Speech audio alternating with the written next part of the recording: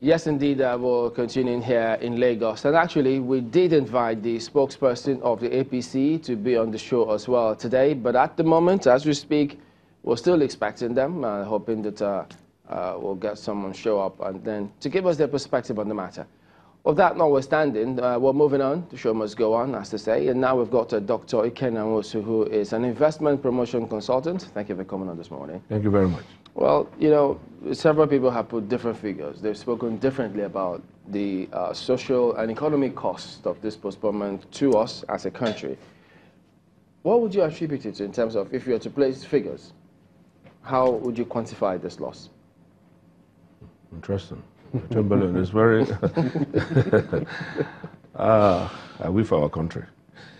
Really, Nigeria has taken a very significant step back with what has happened. And it's going to happen 3 times. It's going to happen on the 23rd. It happened on the 16th. It's going to happen on the 23rd. You're predicting that the elections will not hold? No, I'm saying that the disruption for 1 day. Oh, okay. Okay. It happened on the 16th. It's going to happen on the 23rd. And it's going to happen on the 9th of March. When you sit back and recall that most of the country worked half day on Friday, and there was no work at all on Saturday. So you're talking of 1.5 days of practical economic shutdown.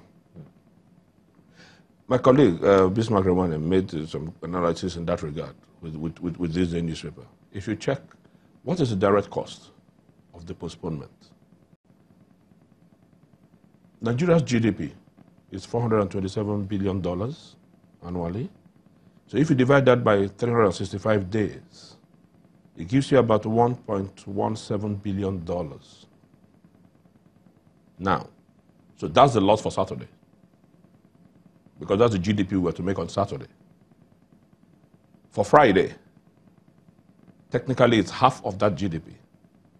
That's about $850 million. So we're talking about, on the average, of almost $1.92 billion. We've lost half of Friday and Saturday. That's the direct cost. You have then the disruption cost. The disruption cost is about 3 times the direct cost. So when you multiply that by 3, you're talking about $6 billion. But can that actually be the case? Because if you work half day Yes. on Friday, and on Saturday, Sunday, airlines, for instance, don't operate full services on those days. They're usually Airlines lighter. operate full services on Saturday. They're usually lighter in terms of the traffic. I will come back to that. Okay. So there are 5 basic costs. I mentioned the direct costs, which is almost $2 billion for half of Friday and Saturday. I've mentioned the disruption cost, which is about 3 times the direct cost. That's almost $5 billion. Then you have the consequential cost. The consequence of that loss of that GDP, which is about twice the value of the GDP lost. How did you arrive at that? I'll come back to that. Then, the reputational cost of Nigeria, to Nigeria, that you can't put a figure to it. Because when investment agencies and venture capitalists do their political risk scenario planning, you know where Nigeria will stand on that. And of course, you know the impact of this on the ease of doing business. So it's not easy to put a figure to that. Okay, you mentioned the airlines. But you were talking about 5 costs. You mentioned 4. Yeah, I'll come back to the 5th one, but because I don't want to miss that point. Air Peace operates, based on the statement by the Public Affairs Manager, about 90 flights a day, regional and local. Arik Air's Public Affairs Manager put out a statement. They operate about 45 flights a day, regional, local, international. That's weekdays, or what about weekends? They didn't say whether days or nights or weekends. They just said daily. Exactly. And then Dana Air also put out their own statement about their losses. Total estimate of the loss to all the airlines was about 290 million naira for 1 day. And so I wouldn't put in Friday there because there was no restriction on movement on Friday. So it's just Saturday. So Saturday. But do they actually? So but if you compute this. Yeah, but for those who actually take a look at that and ask, but they know that weekends, the flights are not usually the same compared to a Tuesday, a Monday, or Wednesday on Saturdays. Surprisingly, I think that has changed. No, even as at last weekend, I mean, two Yes. flights, a state that operates two flights, they operate one. No, I'm not saying it's the found same that- as the I tried weekdays, that. but the regularity of flights on weekends Okay. has actually increased because of increased economic activity and increased political activity. Now, speaking about that, that those who think that what they say or they thought they might have lost over the weekend, they gained previously because of the political activity and the movement. There was increased movement, much more than normal. The traffic was huge as a result of campaigns in different states. People kept on moving. So can we say that, look, well, to that extent, they may be right somehow, that they got a lot more gains, and then Saturday, unfortunately. That depends on what aspect of the economy you're talking about. Because Airlines. not every aspect of the economy will gain from the heightened political... We're talking about the flights now. In terms Oh, of the flights you're talking movements. about. The Well, movements. fine. There were a lot of chartered flights. There was an upsurge in chartered flights, naturally. Politicians having to meet up with timelines. Nigeria flights are always full anyway, political activity or no political activity. I don't have the statistics to know whether the airlines increase the number of slots they have because of increasing flights. I can't say that for sure. However, there is no economy in the world. Whatever advantages the upsurge in political activity may have raised or may have recorded as economic gains to airlines, there's no economy in the world where the airline industry will not suffer seriously for this. And instructively, in today's papers, I'm reading, if I'm correct, NAMA is releasing a statement that the airspace will be open on Saturday the 23rd. I'm not quite sure what that means. Open for commercial flights or open for the Air Force to deliver whatever needs to be delivered for the elections? I'm not sure. I haven't read it. I just saw the headline. So I'm sure that means they are sensitive to the fact that there was a lot of economic loss. Now, away from that, let's break it down to specifics. You know that the airport is one of the borders into Nigeria, the air border. You have the seaports. Every single seaport in this country was shut down on Saturday. And most of them closed. Most, not all, at between 2 and 7 o'clock on Friday. Meanwhile, many of them are supposed to operate 24 hours. The land borders, of course, were shut on Saturday. And you know the volume of traffic. Nigeria accounts for most 60% of trade in ECOWAS. And whenever Nigeria's borders are shut, particularly the one in Lagos, the economy of the Republic of Benin suffers greatly. And there's a snowball effect across that corridor, down to Togo, Ghana. So if you want to count the economic losses, and cargo in the airport terminals, cargo in the seaport terminals, cargo at the border stations are all incurring demurrage. For Saturday and Sunday, even at the border, the trucks loading them, you pay truck demurrage. The hard fact is that the losses from the closure of the economy for a day and a half are not recoverable. Ever. It's a very hard fact. It's not recoverable. And it's going to happen 3 times. It's happened once, it's going to happen twice more. That's something we need to understand. So,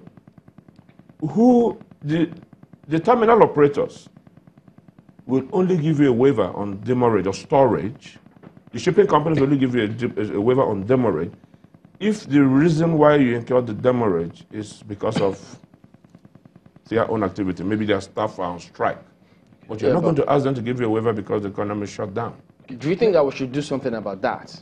Because if the country knows that we're doing this, that is as a result of the postponement, as a result of the elections, should there be something done about that in the country concerning businesses? We could begin to have a conversation in that regard. The organized private sector could start it. We have precedents in other countries. And if I may make a point, in the US, for instance, voting starts before election day. Yeah. Right? Yeah. So, and on election day, they don't shut the economy down. Well, they said I know that we are still yeah. in transiting to I get did a put that perfect question system. across too, and they said, well, for instance, if we were to say, all right, let's not shut down the country, as it were. Yes. Ordinarily, in Lagos, for instance, moving from one location to the other, even in many states, is you know how challenging it can be. So if Yes. INEC were to move the materials, or electoral officials or polling officers were to move from one end to the other, on a normal working day, it will be hellish. Why? And so they think the traffic situation on that, you may not get to your point, so voting may not start after when due, and it may be I a lot disagree. difficult. After all, they use sirens to move VIPs and politically exposed persons. Why could you use sirens to move your logistics materials?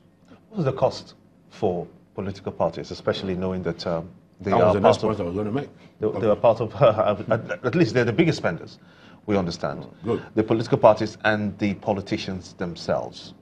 How much are they losing in this? They're going to spend more money on campaigns. Did they actually lose because they want to win? Some of them will win. When you do, you get donor funding, you use your own funds, you make projections as to the number of days you're going to do your advertisements, electronic and hard copies. And you make an expenditure profile on what you're going to spend and the number of days. Now, technically, you have 5 more days. I understand INEC is meeting this morning to see if they could lift the ban for advertisement.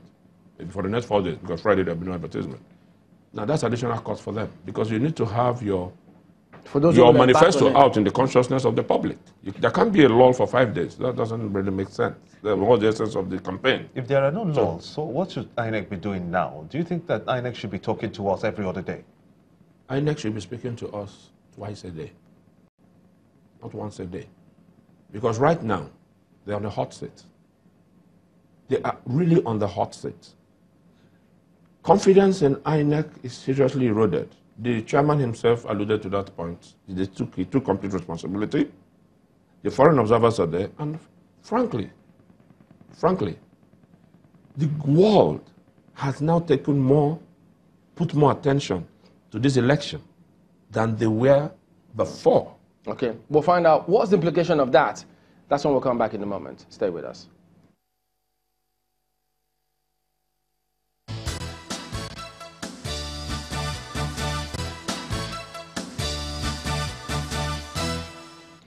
Welcome back. Well, you say that now there's a lot more focus on Nigeria, particularly as we move towards Saturday. Yes. What could the implication of that be? First is reputation. Nigeria is the largest concentration of black people in the world. Nigeria's political experiments normally sets the pace for what happens in Africa. You recall that Jonathan's acceptance of losing the election. You see how the roller coaster effect. In Congo, Kabila's son lost. Even though they burnt some materials and some exactly, and offices too. accepted. I think there's one other country where that happened. So if it could happen in Nigeria, that an incumbent could say, yes, now that same thing here. So it goes all around, West Africa and the rest of the continent. So that was good for us, reputation-wise. If we had got it wrong, we are going all the way Now, down. let me now, I need you to really harp on that point that you just raised now. What would have been the cost, or what will be the cost if we do not get it right in our elections? That will be phenomenal. You've talked about the cost of this one. Yes. If we did not get it right, that's if Saturday elections had held and we are not optimal. First of all, the costs I have mentioned will definitely be incurred and are non-recoverable. Secondly, the reputational costs, I don't know how many years it will take us to be able to recover from that. Because first of all, the global, let me talk economic because I'm the OPS, before I come to the governments of the world. The organized private sector will simply do what? Blacklist Nigeria on the economic scale. Every final investment decision that is on hold for the oil sector or non-oil sector will do what? Will remain KIV. Because the political risk scenario planning is definitely going to take a nosedive. How does this affect investment? Badly. Portfolio investment, direct investment, everybody will say, no, don't touch this place. Because definitely, we have a very, very serious violence quotient whenever we have elections, pockets of violence. And that's why you've been having foreign observers and governments saying the elections should be credible and peaceful. If you notice, they keep talking about peaceful. So you are talking of ease of doing business. If you do not have a conducive environment to do business, there's continuous violence, and then your elections don't go right. Remember the phrase, political economy? So a lot of the investment decisions that are to be made by foreigners, and even domestic direct investment, will take a backseat. Okay. Well, and it will affect the rest of Africa. Because like I said, when Nigeria got it right in 2011, it was a plot for us. If we had gotten it wrong, it would have been even worse for the country. All right. That's all I have to anchor. Dr. Ikena, also investment promotion consultant. Thank you very much indeed for coming on this morning. Well, we did expect the APC to come on the show. As it is, we didn't didn't have anyone show up. But that's the show today. We'll see you again tomorrow. Thank you for watching. I'm Chamberlain Uso. I am Gimba Umar. And I'm Ayo Makine, asking you to have a great day. Thank you. I'm Maokwe Ogun Yusuf. The views and opinions expressed by guests on this program are those of the maker and do not reflect the views, opinions, and endorsement of Channels Television.